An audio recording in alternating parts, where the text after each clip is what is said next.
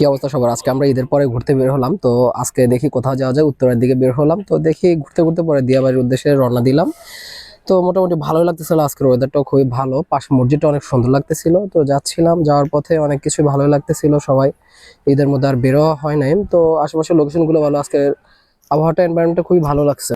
মেয়ে বারবার বায়না ধরতেছিল যে ঘুরতে যাবে, তো উত্তরা দিয়াবাড়ি স্টেশনে আসলাম। তো এখানে আসা আগে মেট্রোতে না উঠে আজকে ঘোরাঘুরি করলাম একটু। বাচ্চাদের এখানে খেলনার জিনিসগুলো ছিল, ভালোই লাগতেছিল। খেলনায় বিভিন্ন ধরনের বাচ্চাদের খেলনার জিনিসগুলা ওরা এনজয় করতেছিল। এই যে আবার এটাও ছিল ড্রাগনের একটা মুখ, হ্যাঁ, তো ভালোই সবাই এনজয় করতেছিল। আর ঈদের তো, ঈদ উপলক্ষে অনেক মানুষ সবাই ঘুরতে আসছে আমাদের মতোই। তো জিনিসটা, ওয়েদার সবকিছুই ভালোই লাগতেছিল। তারপরে দেখলাম বিমানও দেখা যাচ্ছে এখানে, খুবই কাছ থেকে আসলে বিমানের ল্যান্ডিং গুলো দেখা যায়। পরে মেট্রো রেলে যাইলাম, মেট্রো টিকিট কাটলাম অনেক কষ্টে। পরে ট্রেনে উঠলাম, ট্রেন আসলো, মেট্রো। মেট্রো আসার পর উঠলাম, মেয়ে তো মেট্রোতে উঠবে, খুব খুশি। ঠিক আছে, মেট্রোতে দেখি যে একটা বাচ্চাও আছিল, খেলতেছিল খুব ভালোই, হ্যাঁ। বাচ্চাটা দুষ্টমিটা অনেক ভালোই লাগছিল, পড়ে গেছিল। আশেপাশে এনভায়রনমেন্ট গুলো খুব ভালোই দেখা যাচ্ছিল, সন্ধ্যা হয়ে গেছিল।